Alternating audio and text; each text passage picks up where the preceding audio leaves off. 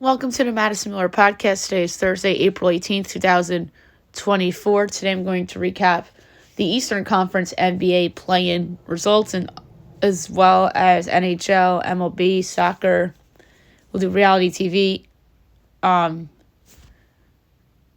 We will also do NHL power rankings before the playoffs, news and notes, and best bet. News and notes and best bet. Okay, we're going to start with the play-in. We will go over the results from yesterday in the East. So the 7-8 Sixers over the Heat. 105-114 as the Sixers come back from double digits down to set up a date with the New York Knicks in a path to the Eastern Conference Finals that looks pretty good for Philly on paper. And the Heat will play tomorrow night against the Chicago Bulls, who beat the Hawks in the 9-10 game, 131-116. So the Bulls at home just pretty much dominate from start to finish. Hawks just don't play any defense. And now that team's going to blow up. And the thing is that the Spurs have their draft picks. But they can get him back if they trade one of those two guys to the Spurs. So, Hawks, disappointing season. No other way to put around it. You would have thought that Quinn Snyder was going to go in there and make them a competent team offensively and defensively. They're a competent offense, but their defense stunk. Trae Young, are we sure he's a super duper duper star? He's a big name, but are we sure he's even better like somebody like Jalen Brunson? So the Hawks have a lot of questions to ask this offseason. And now the Heat and the Bulls will face off on Friday for the right to play the Boston Celtics. All right, the NHL. We will recap the results from yesterday and look ahead to tonight, which is the final night of the regular season. Lightning over the Leafs 6-4, Isles over the Pens 5-4, Stars over the Blues 2-1 in a shootout, and the Coyotes over the Oilers 5-2. All right, 6 games left. 7 o'clock ESPN, Kraken Wild. I don't know why Kraken Wild is on ESPN. None of these teams are playing for anything. I don't know why hockey's on ESPN tonight. Like, there's no... I think we all know who's playing who. The Wild are minus 156. The Kraken are plus 130. Over under 5.5. Overs minus 128. Unders plus 104. Kraken plus 1.5 is minus 188. Wild minus 1.5 is plus 155. I'm going to go under at plus money.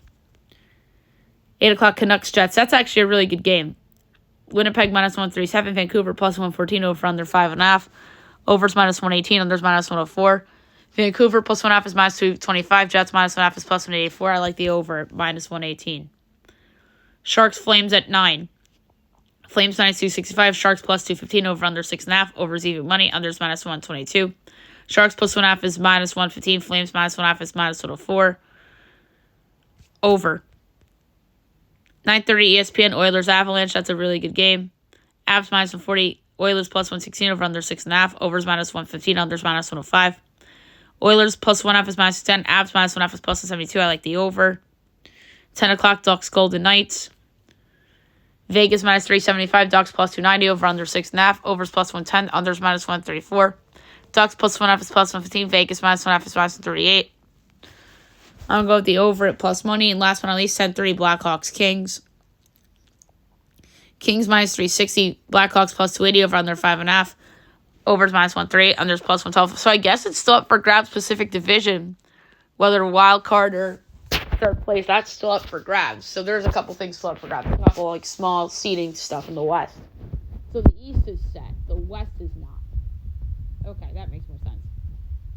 So the Blackhawks plus 1.5 is plus 115. Kings minus 1.5 is minus 137. I'm going to go with the under at plus money. But yeah, all we know is the East. We don't know the West yet. So, what's up for grabs in the West? So, third in the Pacific's up for grabs between Vegas and Edmonton. And that's it. We know it's going to be Vancouver against Nashville. Edmonton, we don't know who Edmonton's playing. Either Vegas or the Kings. You know Edmonton's rooting for the Kings, let's be honest. Winnipeg, Colorado's set. That's the other one that's set. So, should be fun for sure. All right, Major League Baseball. We'll go over the results from yesterday and look ahead to today's games. I don't think today's is as busy as yesterday because it's a travel day. Giants over the Marlins 3-1. O's over the Twins 4-2. Mets over the Pirates 9-1. So the Mets have turned it around. Holy crap. Brewers over the Padres 1-0. Rangers over the Tigers 5-4. Braves over the Astros 5-4-10. Royals over the White Sox 4-2. Yankees over the Blue Jays 6-4. As they come back in the ninth inning from multiple runs down. They score, I believe it was 4 in the ninth, which was impressive, avoiding the sweep. Nats over the Dodgers 2-0. A's over the Cardinals 6-3. So how about the Oakland Athletics? 8-11. Cubs over the Diamondbacks 5-3. Mariners over the Reds 5-1. White Sox over the Royals 2-1. Game 2 doubleheader. Phils over the Rockies 7-6. Angels over the Rays 5-4. And the Red Sox over the Guardians 2-0. Yeah, only 5 games. 1 o'clock gave the Angels at the Rays. Griffin Canning and Ryan Papuai. Rays minus 156, Angels plus 132, over under 8.5, overs minus 105, unders minus 115. Angels plus 1.5 is minus 56, Rays minus 1.5 is plus 30. I like the over. Rangers Tigers, Jack Leiter making his big league debut in Detroit against Kenta Maeda. Tigers minus 116, Rangers minus 102, over under 8.5, overs minus 105, unders minus 115. Rangers minus 1.5 is plus 155. Tigers plus 1.5 is minus 188. Tigers favored on the on the money line. Rangers favored on the run line. I like the under. 1:30, Guardians Red Sox. Carlos Carrasco and Brennan Bernardino. Red Sox minus 118. Guardians even money, over under 9.5. Overs even money. Unders minus 122. Guardians minus 1.5 is plus 150. Sox plus 1.5 is minus 182. So, Guardians favored on the run line. Red Sox favored on the money line. I'm going to lay the minus 118 with the Boston Red Sox. 7:30, Marlins Cubs. A.J. Pukin, Jameson Taillon making his season debut. Cubs minus 152. Marlins plus 128. Over under 8. Overs minus 105. Unders minus 115. Marlins plus 1.5 is minus 162. Cubs minus 1.5 is plus 134. I like the over a lot. And at 9:45 on Fox Sports 1, D-backs Giants, Ryan Nelson and Logan Webb. Giants minus 174, D-backs plus 146, over under 8, overs even money, unders minus 122. D-backs plus 1.5 is minus 152, Giants minus 1.5 is plus 128, or plus 126. I like the over. All right, now move on to soccer. We have Champions League, and I believe, what was the other one we had? Scottish Premiership yesterday to go over.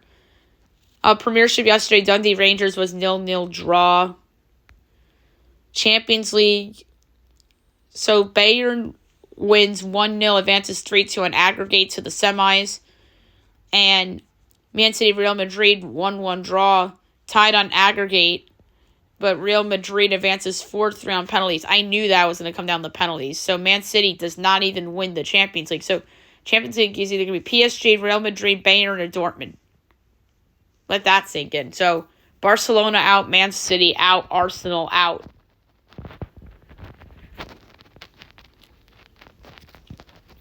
So next we will do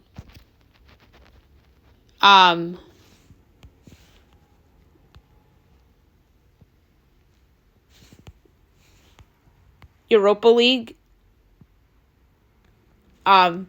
Quarterfinal, second legs, 3 o'clock, Martial and Benfica.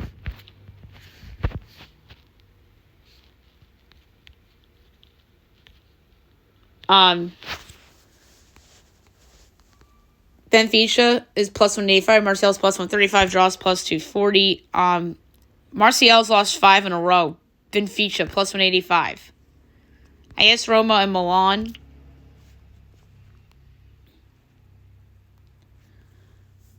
Milan plus 120. Roma plus 210. Draw plus 230.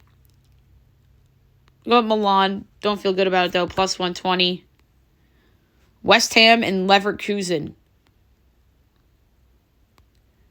Leverkusen minus 135. West Ham plus 310. Draw plus 290. Oh, and an aggregate leads. Benfica 2-1. Roma 1-0. And Leverkusen's 2-0. Leverkusen's on fire. I don't see how they lose this game. I'm going to go under 2.5 goals, though, at plus 116. And then last but not least, Atalanta, Liverpool. Atalanta leads 3-0 in aggregate. Atalanta's minus 500. Liverpool's plus 350 in terms of qualification. But Liverpool's a favorite, minus 185. Atalanta plus 380. Draw plus 370. We're going to do under 3.5 goals at minus 116.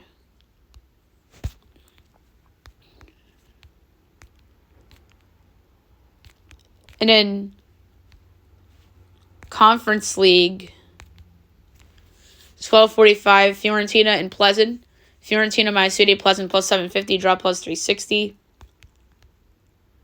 We're going to go over 2.5 goals at minus 107. Lille and Aston Villa. Lille plus 135, Aston Villa plus 180, draw plus 250. I'm going to go with the draw plus 250. These are all second legs too. 3 o'clock, Fenerbahce and Olympiacos. Fenerbahce minus 180, Olympiacos plus 450, draw plus 330. Over 3.5 goals, plus 128. And Paok Club, Brugge. Paok minus 120, Brugge 3-1, the draws plus 270. I'm going to go under 2.5 goals at plus 101. And then everything else returns tomorrow. So soccer is going to be a big segment tomorrow. All right, now we will talk about last night's episode of Survivor. Pretty good show. But Tribal Council, that was a mess. We'll get to that.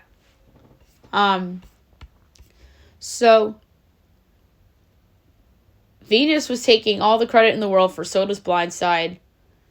But Liz also said that she wanted Soda out from the start. And then the next morning, Tiffany said to Tevin that they discussed Maria as a potential target. And then Tevin told Q. And then Q wanted to blindside Tiff. And then before that, they played hide and seek, which was pretty cool. And Hunter won. He was hiding literally over where they sleep. So that was actually pretty funny. And then some of them blended in with the nature, which was pretty cool. Immunity challenge, the players held on to the tall pole using the footholds for as long as they could. This is a Survivor Classic. And if they touch the ground, they're out. And the last player standing won immunity. But how about this? Jeff offered a large bag of rice if 4 people sat out or if 2 people sacrificed their votes. Though Q and Liz were willing to sit out, no one else wanted to. So,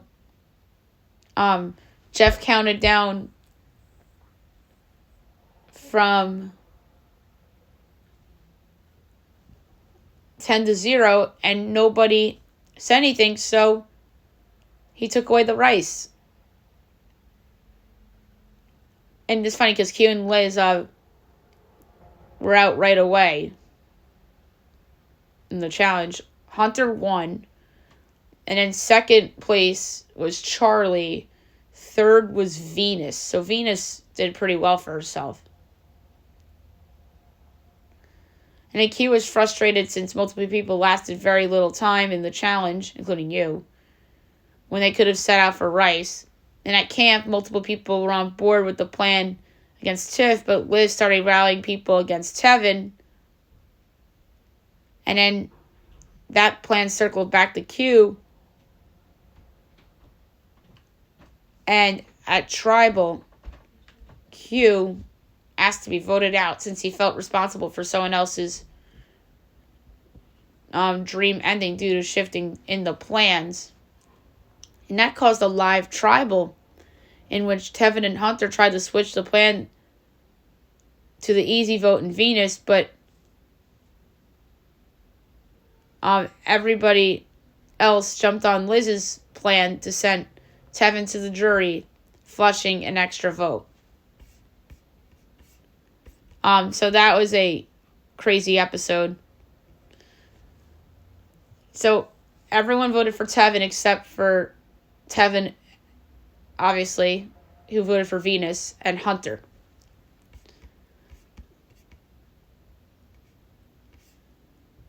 So best move of the episode, Liz blindsiding Soda. You flushed down that extra vote. Good job, Liz. You're on the map. Worst move of the episode, Q trying to get himself out, because all that does is sets it up for next week for Q to go home, I think. Favorite part of the episode, probably hide and seek, and I just enjoyed the hide and seek game, and Q being like, if you're good at hide and seek, then I can't trust you in the game. Like, I thought that was pretty interesting, although Q was frustrating this entire episode. And it's funny, Survivor was setting up for the Q departure, but it obviously didn't happen. And then worst moment of the episode was definitely Q.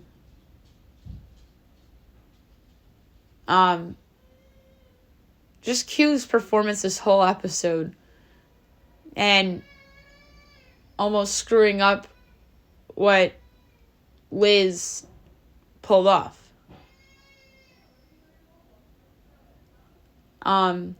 So that's that. And then my winner pick, I'm sticking with Maria. I know her name got tossed, but everybody's names get tossed. Like, Dee's name was tossed last year. So I'm sticking with Maria. Next out, Q. I'm sorry. That's all what's set up for in the wake of everything that happened in Tribal. So I'm going to say Q. And then next individual immunity winner. That's a tough one. Who's going to have the necklace? I feel like I've picked Tiff the last couple weeks. For this one, he came oh so close. Yesterday's episode, I'm going to go with Charlie. All right, now we'll do Masked Singer. That was a fun episode. Last night it was Queen Night, the Group A finals. The finalists, Ugly Sweater, Starfish, and Goldfish performed We Are the Champions to start it off. Ugly Sweater went first. There were lights, Snoop Dogg, 24K gold. There's a shirt with the prayer emoji, and then there was a crying emoji. And then Ugly Sweater performed I Want to Break Free. The panel's connection was to Nick Cannon. He said he gave him dating advice. I stuck with my guess with Eddie Murphy. Rita said Smokey Robinson. Jenny said Aaron Neville, and Robin said Charlie Wilson. Starfish. There were suitcases, there was a phone. She says she replaced someone who got fired. There was a rabbit, a telescope, and then a bell. And as she performed Under Pressure, and the panel's connection was to Jenny. She offered her tickets to her show. I stuck with Amy Poehler. Robin said Kate McKinnon. Rita said Amy Schumer. And Ken said Ellie Kemper and Kate Flannery. Goldfish. There is an island map. She said she got bad news before a big gig. There was a witch hat with stars. There was a rose. And Goldfish performed The Show Must Go On. And the panel's connection was to Ken Jeong. And Goldfish said that her and Ken worked together. I have Kristen Chenoweth written down based on some of the clues that made me think of Wicked and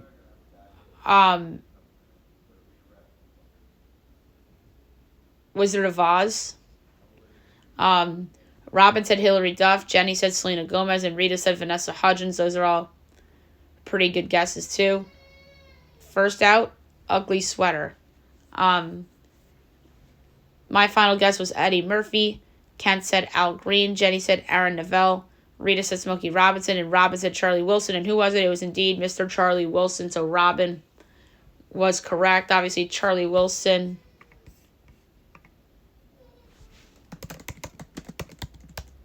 of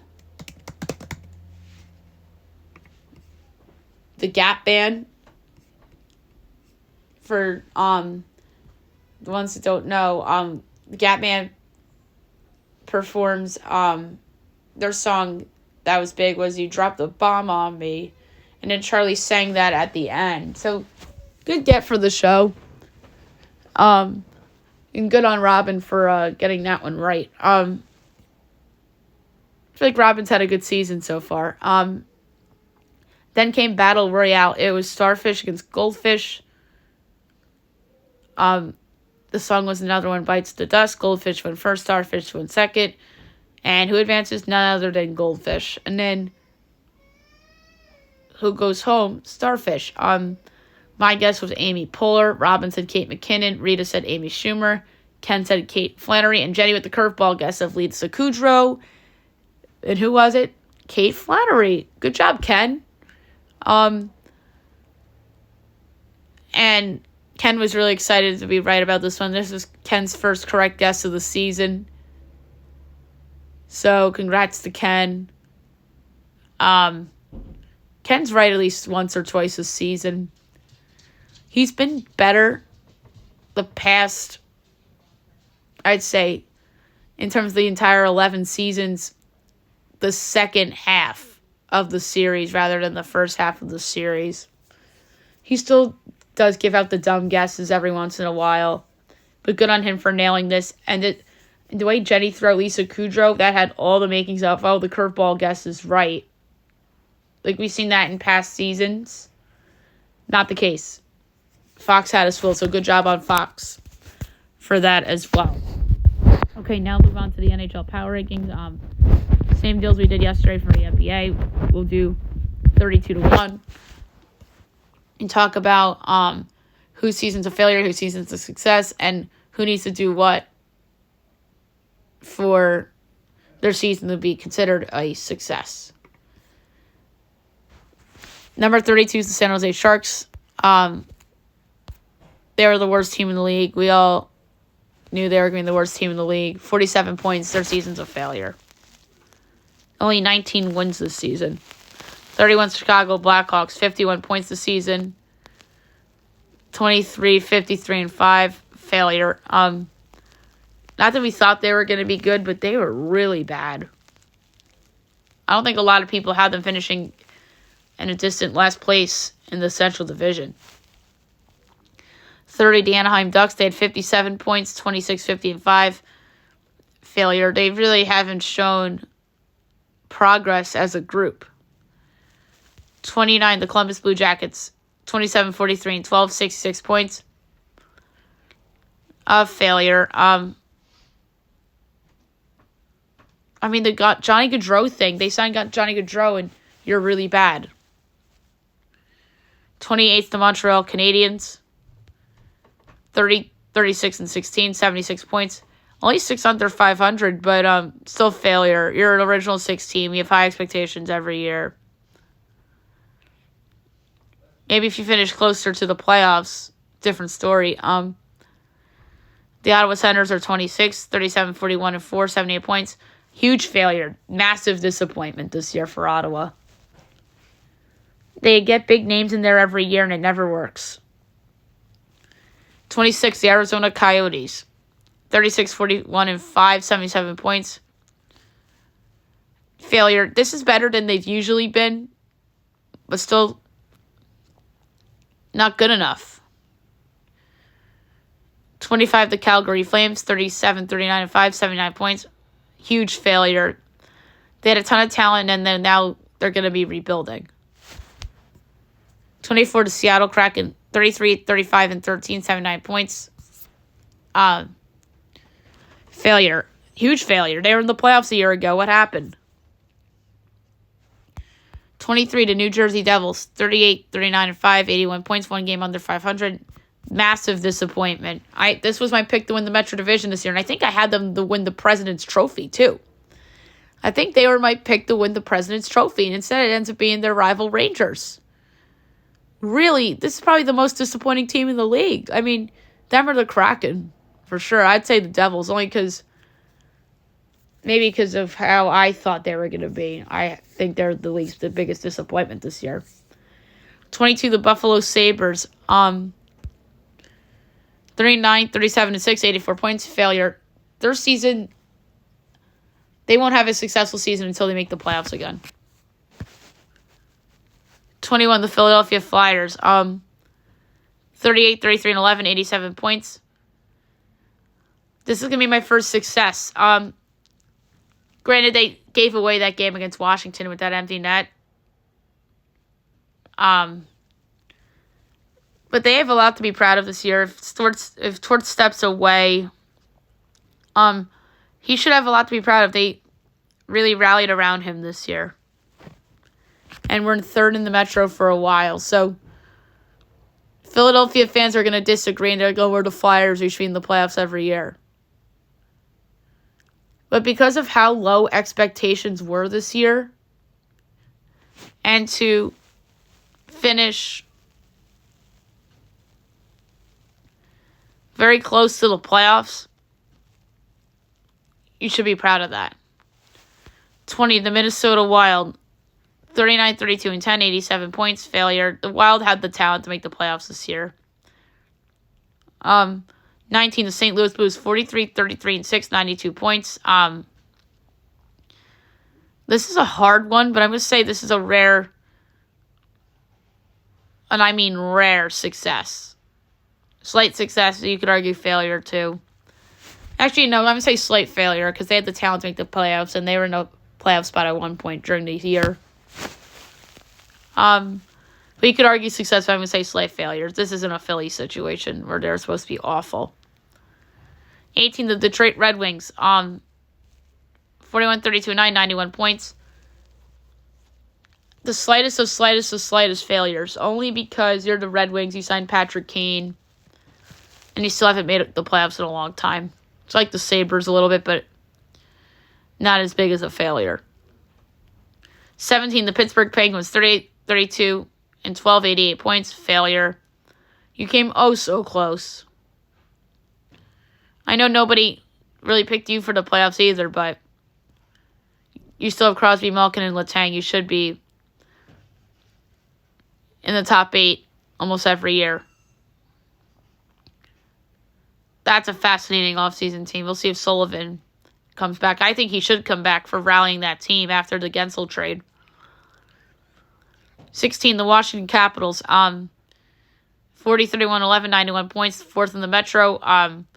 Success. Regardless of what happens against the Rangers, their season's a success. Nobody had them in the playoffs. A lot of people had the Devils, obviously, in there. So, successful year for the the Capitals, regardless of what happens against the Rangers. 15, the Los Angeles Kings. 43, 27, 11, 97 points. To me, the Kings win a playoff series. They were in the playoffs last couple years but failed to get out of the first round. 14, the New York Islanders. 39, 27, 16, 94 points. Again, win a playoff series. Then your season's a success. 13, the Tampa Bay Lightning. 45, 29, and 8, 98 points.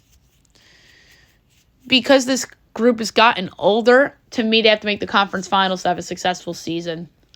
My expectations, I think, have a little bit changed in the opposite direction for a team that is always in the mix. Number 12, the Nashville Predators. 47, 35, 99 points. Their season's a success already, I think.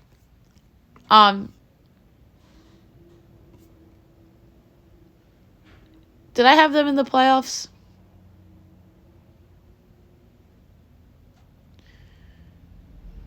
No, I did not. I did not have Nashville in the playoffs for the year. I think their season's a success, the Predators. Good job.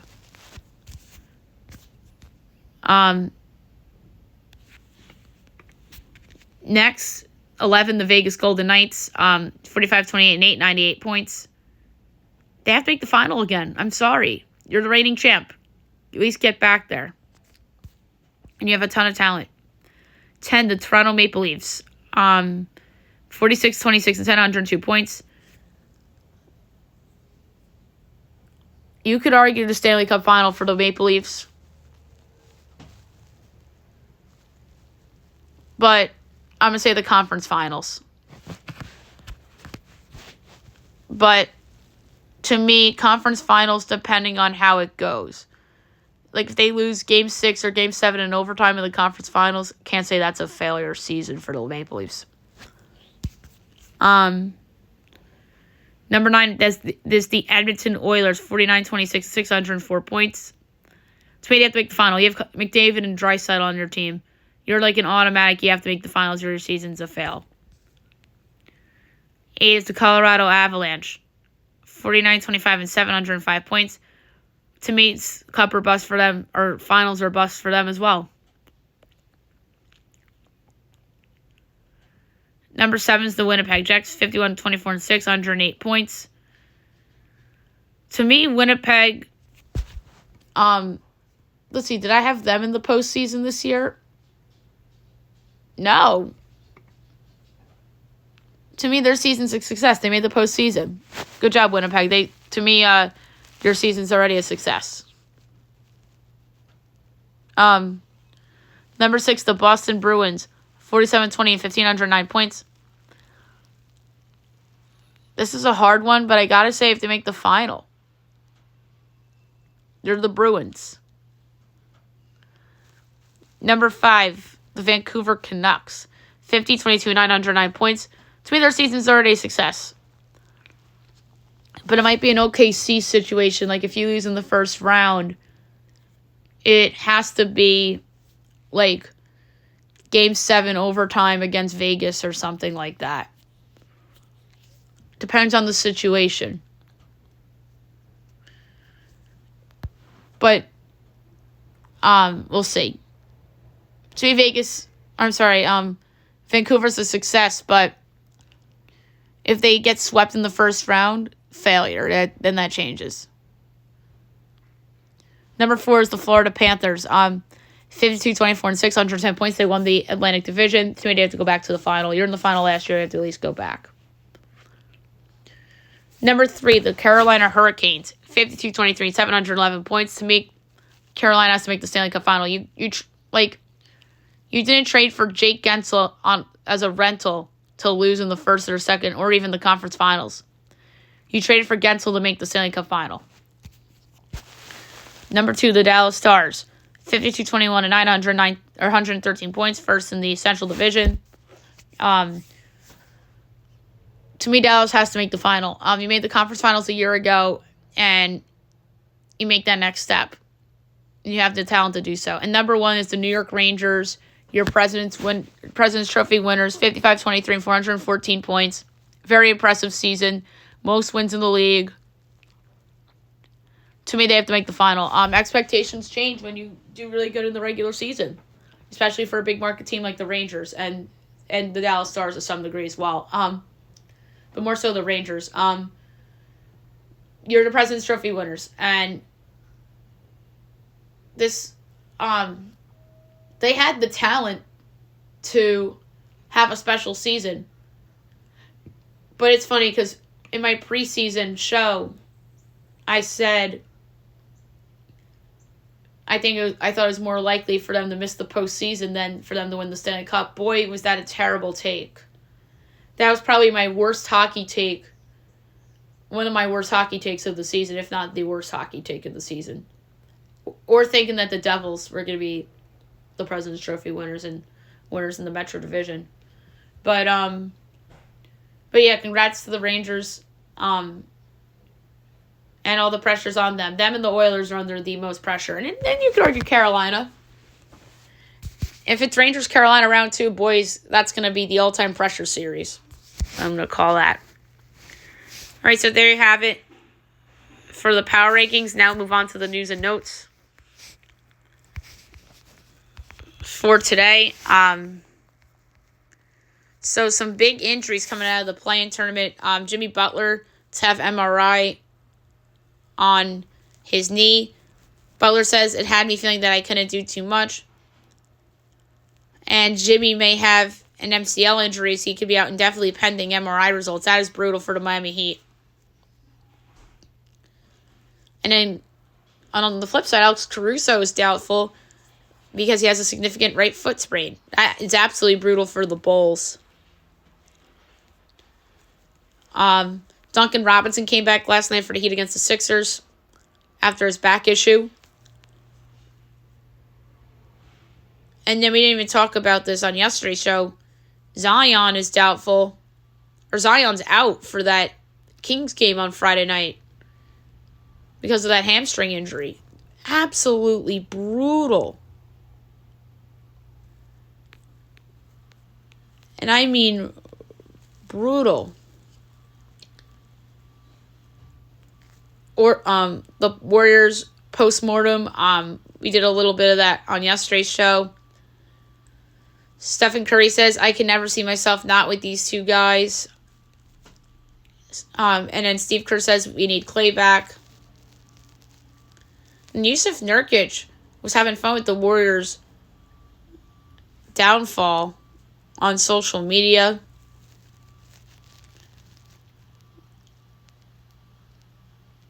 And then there were fans that brought up an old Klay Thompson post from 2015. Keon Ellis on June 16th said Klay Thompson got 15 points, #sorry. And fans brought that up. I mean, what do fans... do they have anything else better to do? Like, come on. Because, like, I hate when that happens and something from the past gets brought up. And, I mean, sometimes it's funny, sometimes it's not funny. It's just a pet peeve. The NBA bans Jonte Porter for life after violating the league's gambling rules. Not ideal.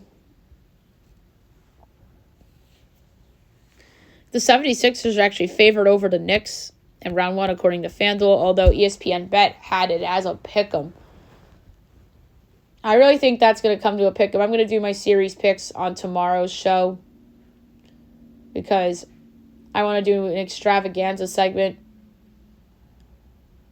with both the NBA and the NHL with the picks. So next year's Winter Classic will be on New Year's Eve between the Blackhawks and the Blues. So why New Year's Eve is a good question. New Year's Eve falls on a Wednesday. next year, or Tuesday.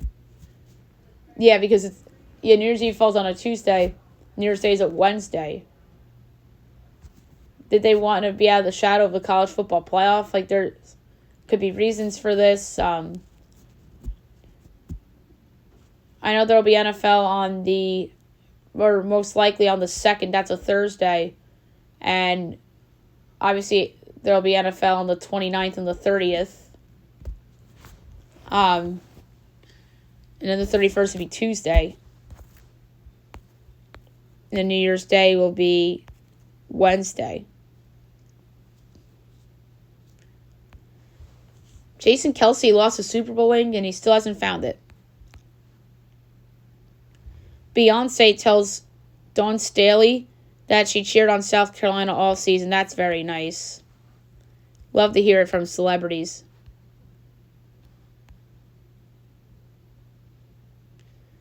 Chris Mullin brings Steph his Team USA jersey as the Dream Team surprises, or just Chris Mullin surprises Curry with the Olympic uniform. And then we talked about the roster and how Jalen Brunson got left off and they picked Kawhi Leonard over him.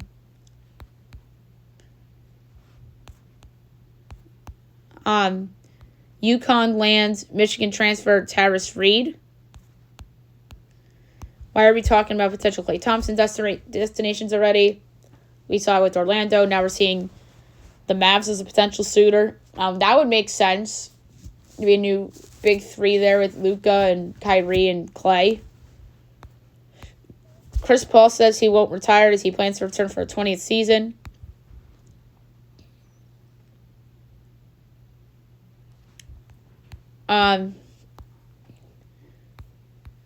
Belichick is eyeing 3 head coaching jobs. And which 3 jobs is he eyeing? Right in the NFC East. The Eagles, the Cowboys, and the Giants. I mean, who else? And that's why Brian Daboll's on the hot seat. The only reason why he's going to be a hot seat coach coming into the season, 2 words, Bill Belichick. If he wasn't on the market, if he went to Atlanta like we thought he was, then Daboll would have been safe. For sure. The only reason why he's not safe is because of Bill. And that's a fact. I mean, Sirianni's in trouble because the team fell apart last year. And Mike McCarthy should have been fired after this season. I don't know why he wasn't let go. This was just like the Yankees with Aaron Boone after they got swept by the Astros. It reminded me of that situation. And a couple years later, Aaron Boone's still their manager. But how is Mike McCarthy still their freaking coach? The Cowboys are a mess. They might not even make the playoffs. I think the most likely destination might be Dallas. Because I think Philly should be the favorites in that division. The Giants are rebuilding. The Giants are like the ultimate half-pregnant team, and so are the Bears. Because why did they keep Eberflus if they knew they were taking Caleb Williams? They should have just hired a new coach and started from scratch and then took Williams. And then the Vikings are kind of half-pregnant too. Because they still have some talent and they lost Kirk Cousins. What are you doing? So those are the 3 that stand out to me. I mean, the AFC really doesn't have one that sticks out to me, but the NFC has those 3. But yeah, if you ask me where's Belichick coach next year, I'm going to say it's the Dallas Cowboys. Although, if the Cowboys overachieve and McCarthy saves his job, then I could see it being the Giants if the Giants are really bad and they stick with Daniel Jones and he's bad and the defense is worse. Spencer Rattler seen as a day 2 quarterback. Raiders, Giants, and Seahawks among teams meeting with him. Darius Slayton skips voluntary workouts as he seeks a contract extension. He to me hasn't earned it. He's not that good. I mean, I overrated him badly his rookie year because he had that good connection with Daniel Jones. But he's not even a number 2 receiver. He's like a number 3. Come on. NCAA transfer rule change to student athletes who meet academic requirements now allowed unlimited transfers and immediate eligibility. We knew this was coming. Very sad news. An NFL draft prospect has passed away. Albany defensive end A.J. Simon, as the coach of Albany announces this tragic news. Rest in peace and thoughts and prayers to the young man's family and his football team, and that's just sad. Another quarterback to visit the Giants is Bo Nix. How about this? Bill Belichick is set to co-host Pat McAfee's draft show on next week, so that is crazy. Sauce Gardner react to the Bears mock draft, which is funny. The Coyotes salute to their fans after the rumored move to Salt Lake City.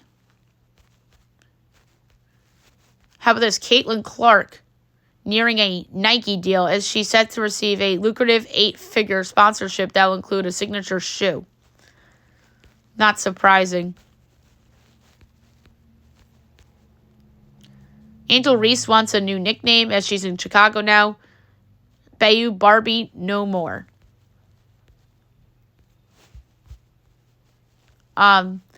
Robert Stevenson out for the season with an elbow injury. Signed a 3-year deal with the Angels in the offseason. That is a big loss for the Angels. Brutal. And then the Chargers signed J.K. Dobbins to a 1-year deal. It's funny, all the Ravens guys are going from one Harbaugh to the other Harbaugh. And how about this? Robert Kraft warned the Falcons about Bill Belichick as he told Arthur Blank not to trust Belichick during head coach interview. Yikes.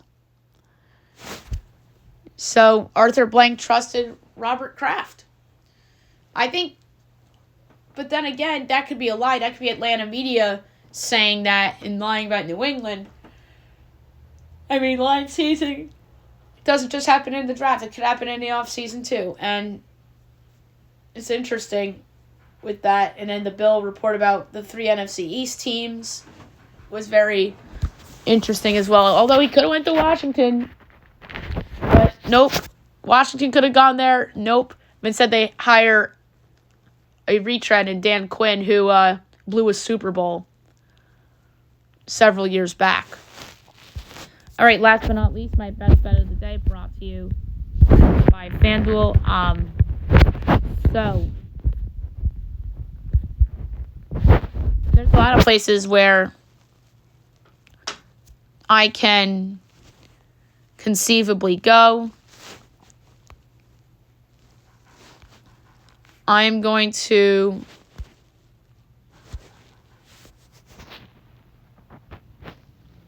do a 20th of a unit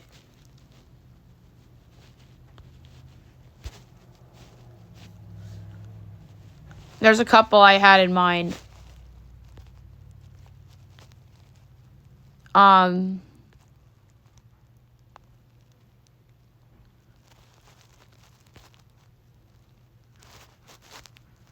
This is so hard.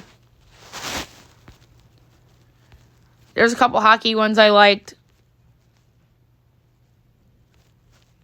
But I'm going to go with over 8 in D-backs Giants. The D-backs are scoring a lot and they're giving up a lot of runs. It's just easy to go that way. So I'm going over 8, even money, a 20th of a unit between the D-backs and the Giants for my best bet of the day. So there you have it for the show. And I'll be back tomorrow with a large show. All the playoff picks for you. Should be a lot of fun. Hope you guys have a great day, everyone.